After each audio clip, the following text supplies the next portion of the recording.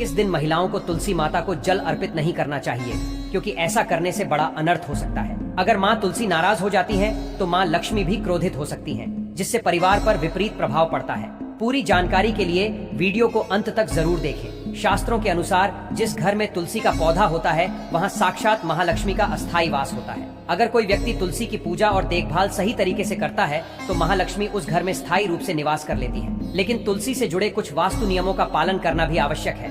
आइए इन वास्तु नियमों के बारे में विस्तार से जानते हैं। नंबर 1, नियमित रूप से तुलसी के दर्शन करने और हाथ जोड़ने से व्यक्ति के सभी पाप समाप्त हो जाते हैं। इससे व्यक्ति के अंदर नई ऊर्जा का संचार होता है जो उसे सफलता की ओर अग्रसर करती है।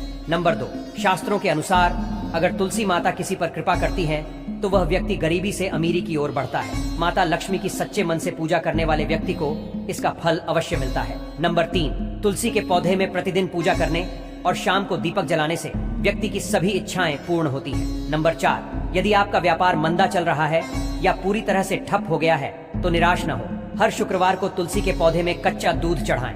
इससे आपकी समस्याएं जल्द ही समाप्त हो जाएंगी। तुलसी माता अपने भक्तों को कभी निराश नहीं करती। नंबर 5, जिस घर में नियमित रूप से तुलसी के पास दीपक जलता है वहाँ भूत प्रेत और नकारात्मक ऊर्जा कभी भी प्रवेश नहीं करती। तुलसी के पौधे के आसपास का क्षेत्र हमेशा सकारात्मक ऊर्जा से भरा रहता है। नंबर 6, यदि आपके घर में पैसों की कमी हो रही है और जमा पूंजी धीरे धीरे घट रही है तो तुरंत तुलसी का पौधा घर में लगाएं और उसकी नियमित पूजा करें। आप जल्द ही तुलसी माता का चमत्कार देखेंगे। नंबर 7, विष्णु भगवान की पूजा में तुलसी के पत्तों का विशेष महत्व है। यदि आपके पास भगवान को अर्पित करने के लिए कुछ नहीं है तो तुलसी का एक पत्ता चढ़ा दें। इससे भगवान प्रसन्न हो जाते हैं। नंबर 8, अगर आपके बच्चे को किसी की बुरी नजर लग गई है तो तुलसी के पत्तों के साथ 7 काली मिर्च के दाने लें और उन्हें बच्चे के सिर से पैर तक 7 बार घुमाकर घर के पीछे की ओर रख दें। इससे बुरी नजर का प्रभाव समाप्त हो जाएगा। उपाय नंबर 9, अगर आप अपनी समस्याओं का जड़ से समाधान करना चाहते हैं और बीमारियों को दूर भगाना चाहते हैं तो शाम होने से पहले 4 से 5 तुलसी के पत्ते तोड़ें और उन्हें अपने तकिए के नीचे रखकर सो जाएं। सुबह उठकर उन पत्तों में से कुछ को खा लें। इस प्रक्रिया को नियमित रूप से दोहराने से आपकी सभी समस्याएं धीरे धीरे समाप्त हो जाएंगी। बचे हुए पत्तों को पुनः तकिए के नीचे रखकर सो जाएं और सुबह उन्हें खा लें। इस नियम का पालन करें और आप इसके चमत्कारी प्रभावों को महसूस करेंगे। उपाय नंबर 10, ज्योतिष शास्त्र के अनुसार तुलसी की माला धारण करने से बुध और गुरु ग्रह बलवान होते हैं। यह कहा जाता है कि तुलसी की माला पहनने से सभी प्रकार के सुख मिलते हैं और किसी भी प्रकार की बुरी नजर से बचाव होता है। तुलसी की माला पहनने से पहले उसे गंगा जल और धूप दिखाना आवश्यक होता है। इसके अलावा तुलसी की माला धारण करने से पहले मंदिर में जाकर श्री हरि की पूजा करें। जो लोग तुलसी की माला पहनते हैं उन्हें प्याज, लहसुन, मांस और मदिरा का सेवन छोड़ देना चाहिए। उपाय नंबर 11, यदि आप चाहते हैं कि आपके सभी कार्य सफल हों तो तुलसी के पौधे की जड़ को लेकर उसे गंगा जल से धो लें। इसके बाद उसकी ठीक प्रकार से पूजा करें और फिर उसे पीले कपड़े में बांधकर सुरक्षित स्थान पर रख दें। इस उपाय से आपकी सभी समस्याएं धीरे धीरे समाप्त हो जाएंगी। उपाय नंबर 12, जो व्यक्ति तुलसी के पाउडर का नियमित उपयोग करता है वह हमेशा भयंकर से भयंकर बीमारी से सुरक्षित रहता है। तुलसी का पाउडर कई प्रकार की बीमारियों को जड़ से समाप्त करने में सक्षम होता है।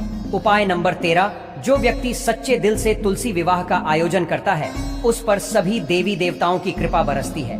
तुलसी माता की विशेष कृपा उस व्यक्ति पर होती है और उसके सभी रुके हुए कार्य पूर्ण हो जाते हैं। उपाय नंबर 14, वास्तु शास्त्र के अनुसार तुलसी का पौधा लगाने के लिए उत्तर दिशा, उत्तर पूर्व दिशा या पूर्व दिशा सबसे उत्तम मानी जाती है। तुलसी का पौधा कभी भी घर पर लाना हो तो इसे बृहस्पतिवार के दिन ही लाएं और सुबह के समय ही लगाएं। ध्यान रखें कि तुलसी के पौधे के नीचे कभी भी शिवलिंग या गणेश की प्रतिमा न रखें। इसके अलावा तुलसी पर कभी भी अशुद्ध या गंदा जल नहीं चढ़ाना चाहिए। ये उपाय आपको जीवन में सुख, शांति और समृद्धि लाने में मदद करेंगे। यदि आपको यह जानकारी उपयोगी लगी हो तो कृपया वीडियो को लाइक करें और चैनल को सब्सक्राइब करें। साथ ही अपने विचार और सुझाव कमेंट में जरूर साझा करें ताकि हम और भी बेहतर जानकारी आपके लिए ला सकें। सदा साफ और शुद्ध जल का ही उपयोग करें। यदि पानी पीने के योग्य नहीं है तो उसे कभी पीने के लिए न उपयोग करें और न ही तुलसी को जल देने के लिए इस्तेमाल करें। तुलसी को सिर्फ शुद्ध जल ही अर्पित करना चाहिए। इसके अलावा तुलसी के पौधे से संबंधित कुछ अन्य बातों का भी ध्यान रखना आवश्यक है। अगर आपके घर में तुलसी का पौधा छत पर रखा है तो घर की उत्तर दिशा में चींटियों का आना शुरू हो सकता है और उस दिशा में दरारें भी पड़ी सकती हैं। जिन घरों में तुलसी का पौधा नहीं होता वहां अक्सर कबूतर अपना घोंसला बना लेते हैं। जिसे बुरे केतु का संकेत माना जाता है। दक्षिण दिशा में तुलसी रखने से वास्तु दोष दूर होता है। तुलसी का पौधा घर की छत पर रखना शुभ नहीं माना जाता है। अगर आपके पास इसे छत पर रखने के अलावा कोई और विकल्प नहीं है तो एक विशेष उपाय करें। तुलसी को कभी अकेला न रखें, उसे हमेशा केले के पौधे के साथ रखें और दोनों पौधों को मौली से बांध दें। ऐसा करने से आपको वास्तु दोष का प्रभाव नहीं झेलना पड़ेगा। महिलाओं के बीच एक सामान्य सवाल यह है कि क्या मासिक धर्म के दौरान तुलसी की पूजा की जा सकती है? क्या महिलाएं मासिक धर्म के दौरान तुलसी को जल चढ़ा सकती हैं या नहीं? इसका उत्तर जानना महत्वपूर्ण है। मासिक धर्म के दौरान महिलाएं शारीरिक रूप से अपवित्र मानी जाती हैं, इसलिए कुछ कार्यों से उन्हें परहेज करना चाहिए। उदाहरण के लिए अचार को हाथ नहीं लगाना चाहिए क्योंकि वह खराब हो सकता है। मंदिर नहीं जाना चाहिए और चौराहे पर भी नहीं जाना चाहिए क्योंकि इससे बुरी नजर लग सकती है।